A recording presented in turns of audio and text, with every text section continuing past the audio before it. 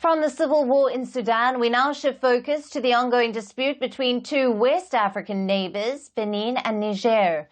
Troubles between the two neighbours are mounting. In the latest, media reports in Niamey said that France had secretly deployed troops in Benin as part of plans to counter the junta government in Niger Republic. Now, Niger had earlier alleged that France had set up a military base in Benin to enforce the continued border closures between the two neighbours.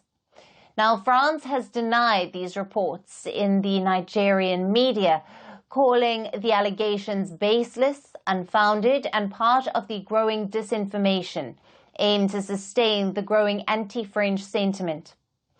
Meanwhile, 5 Nigerian nationals were detained by Benin for allegedly entering a pipeline terminal under false pretenses.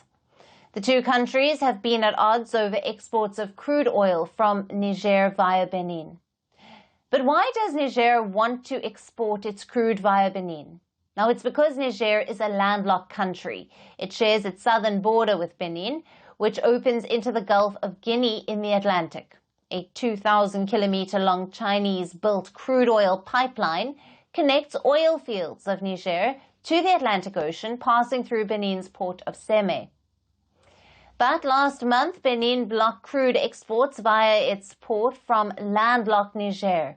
It is demanding the Niger military junta to reopen its border to Benin's goods and to normalise relations before the oil shipments can restart. On the 15th of May, Benin provisionally reversed the export block and agreed to hold a meeting, but a long-term solution has not yet been agreed. Benin is a member of West African bloc ECOWAS. Last year, the ECOWAS had threatened Niger's junta with a military operation and also levied sanctions against the country. So Niger closed its border with Benin. As months passed, Benin took a softer stance on its neighbour and opened its border.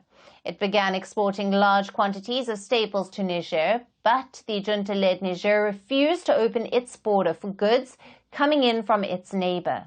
This impacted Benin's government revenues and also pushed up the cost of its food goods.